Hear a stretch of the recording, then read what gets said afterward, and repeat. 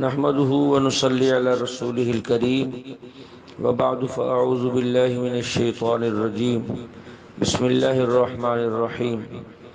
وإذا طلقتم النساء فبلغن أجلهن فلا تعضلوهن أن ينكحن أزواجهن إذا تراضوا بينهم بالمعروف ذلك يوعظ به من كان منكم يؤمن بالله واليوم الآخر ذلكم أزكى لكم وأطهر واللہ یعلم وانتم لا تعلمون۔ وَإِذَا طَلَّقْتُمُ النِّسَاءَ، جب تم نے طلاق دی عورتوں کو، فَبَلَغْنَا، پھر وہ پہنچ گئی، اجلہن، اپنی عدت کے اختتام کو، فَلَا تَعْضُلُوهُنَّ، تو نہ منع کرو ان عورتوں کو، اَن يَنْكِحْنَ، کہ وہ نکاح کر لیں، ازواجہن، اپنے پہلے خامدوں سے، اذا تراضوا بینہم، جبکہ وہ آپس میں راضی ہو گئے ہیں، بالمعروف، دستور کے موافق، یعنی ایک دوسرے کی حقوق کی پاسداری کرنے کے لیے تیار ہو گئے ہیں، اب ان کو نہ روکا جائے۔ جیسا کہ ہمارے ہاں بعض لوگ والدین میکے والے جو ہے وہ خود ساختہ غیرت کی وجہ سے اسے اپنے پہلے شوہر سے نکاح کرنے سے روکتے ہیں، یہ آیت اس غلط رسم کو ناجائز قرار دے رہی ہے۔ اللہ فرماتے ہیں ذالکا، یہ بات، یوعظ بہ، یہ ہم نصیحت کر رہے ہیں ان لوگوں کو تم میں سے، من کان منکم یؤمن باللہ، جو اللہ پہ ایمان رکھتے ہیں، والیوم الآخر، اور آخرت پر ایمان رکھتے ہیں، ذالکم، یہی بات کہ وہ آپس میں راضی ہو جائیں تو دوبارہ نکاح کر لیں، ازکیٰ لکم، زیادہ پاکیزہ ہے، واطہر، اور زیادہ صاف ستھرا طریقہ ہے، واللہ یعلم، اللہ جانتا ہے، وانتم لا تعلمون، تم نہیں جانتے۔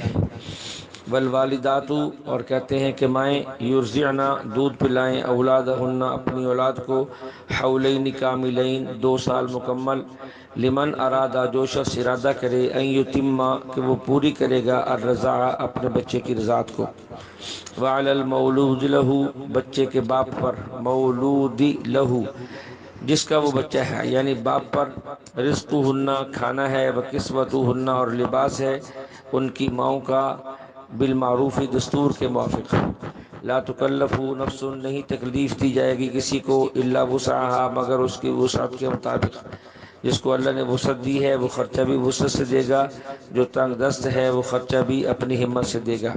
لا تضار والدۃ، نہ ستایا جائے ماں کو، بولدہا، بچے کی وجہ سے، ولا مولود لہ، اور نہ بچے والے کو، یعنی باپ کو ستایا جائے، بولدہ، بچے کی وجہ سے، وعلی الوارث مثل ذلک، اور اس بچے کے وارثوں پر بھی یہی دستور ہے، اسی طرح کا دستور ہے۔ اگر کسی بچے کا باپ فوت ہو گیا تو اس بچے کے جو وارث بننے والے ہیں وہ بھی اسی طرح خرچہ کریں گے جیسے باپ کے ذمہ تھا۔ فَإِنْ أَرَادَا، پھر اگر ارادہ کر لیا ماں باپ نے، فِصَالًا، دودھ چھڑانے کا، عن تراضٍ مِّنْهُمَا، آپس کی رضامندی سے، وَتَشَاوُرٍ، آپس کے مشورہ سے، یعنی 2 سال مکمل ہونے سے پہلے، فَلَا جُنَاحَ عَلَيْهِمَا، تو ان دونوں پر کوئی گناہ نہیں ہے۔ وَإِنْ أَرَدْتُمْ، اور اگر تم نے ارادہ کیا، أَن تَسْتَرْضِعُوا، کہ تم دودھ پلاؤ، اولادکم، اپنی اولاد کو، دودھ پلواؤ اپنی اولاد کو، یعنی کسی دوسری عورت سے، فَلَا جُنَاحَ، تو تم پر کوئی گناہ نہیں، اذا سلمتم، جبکہ تم نے ان کو خوش دلی سے دے دیا، ما آتاکم، جو تم نے مقرر کی تھی ان کے لیے اجرت، بالمعروف، دستور کے موافق، واتقوا اللہ، ڈرو اللہ سے، وَاعْلَمُوا، اور جان لو، بے شک اللہ تعالیٰ، بما تعملون بصیر، جو کچھ تم کرتے ہو دیکھ رہا ہے۔ والذین، اور وہ لوگ، یتوفون منکم، جو وفات پا گئے تم میں سے، ویذرون ازواجا، اور چھوڑی ہیں انہوں نے اپنے پیچھے بیویاں، یتربصن، وہ روکے رکھیں، بانفسہن، اپنے آپ کو، 4 اشہر وعشرہ، 4 مہینے 10 دن، یعنی ان کی عدت 4 مہینے 10 دن ہے۔ فَإِذَا بَلَغْنَا، پھر جب پہنچ جائے، اجلہن، ان کی عدت کے اختتام کو، فَلَا جُنَاحَ عَلَيْكُمْ، تو تم پر کوئی گناہ نہیں ان عورتوں کے بارے میں، فِيمَا فَعَلْنَا، وہ جو بھی کریں، فِي أَنفُسِهِنَّ، اپنے بارے میں، بالمعروف، دستور کے موافق، اگر وہ دوسرا نکاح کرنا چاہیں تو تمہیں منع کرنے کی بھی ضرورت نہیں ہے، اور تمہارے ذمہ کوئی گناہ بھی نہیں ہے، واللہ، اور اللہ تعالیٰ، بما تعملون، جو کچھ تم کرتے ہو، خبیر، خبردار ہے۔ ولا جناح علیکم، اور کوئی گناہ نہیں تم پر، فیما اس مسئلے میں، عرضتم بھی کہ پیش کرو تم، یعنی اشارے کے ساتھ، من خطبت النساء ان عورتوں کو پیغام نکاح دو، او اکننتم یا چھپاؤ تم، فی انفسکم اپنے دلوں کے اندر، علیم اللہ اللہ تعالیٰ خوب جانتا ہے، انکم ستذکرونہن کہ تم ضرور ان سے ذکر کرو گے، ولیکن لا تواعدوہن لیکن تم ایسا معاہدہ، ولیکن لا تواعدوہن سرًا مگر ایسی بات کہو جو چھپی ہوئی ہو، الا ان تقولوا قولا معروفا مگر تم ایسی بات کہو جو دستور کے موافق ہو،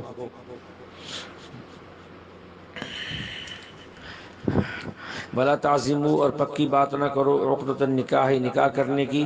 حتیٰ یہاں تک کہ یبلغ الکتاب اجلہ یہاں تک کہ ان کی جو عدت ہے وہ اس کی مدت کی اختتام کو پہنچ جائے، وَاعْلَمُوا اللہ جانتا ہے اور جان لو کہ بے شک اللہ تعالیٰ جانتا ہے، ما فی انفسکم جو کچھ تمہارے دلوں میں ہے، فاحذروا تم اس سے ڈرو، وَاعْلَمُوا اور جان لو بے شک اللہ تعالیٰ بخشنے والا ہے، حلیم بڑا بردبار ہے۔ اس کا خلاصہ یہ ہے کہ عدت کے اندر اگر کوئی بندہ ان عورتوں سے بعد میں نکاح کا خواہش مند ہے تو اشارہ اور کنایے میں پیغام بھجوا سکتا ہے، لیکن کھلم کھلا ان سے وعدہ نہیں کر سکتا کہ جب تمہاری عدت پوری ہو جائے تو پھر مجھ سے نکاح کر لینا، اس سے شریعت منع کر رہی ہے۔ لا جناح علیکم نہیں ہے گناہ تم پر کوئی، ان طلقتم النساء جبکہ تم نے عورتوں کو طلاق دے دی، ما لم تمسوہن جبکہ تم نے ان سے جماع نہیں کیا تھا، خلوت نہیں کی تھی، او تفرضوا لہن فریضہ اور تم نے جو ہے ان سے مہر بھی مقرر نہیں کیا تھا، او تفرضوا لہن فریضہ تم نے نہیں مقرر کیا تھا ان کے لیے مقرر کرنا مہر، تو اب کیا ہوگا، ومتعوہن اللہ فرماتے ہیں ان کو نفع پہنچاؤ، ان کو تحفہ دو، اور یہ تحفہ دینا اس حال میں واجب ہے جب مہر مقرر نہ ہو، علی الموسع قدرہ خوشحال پر اس کی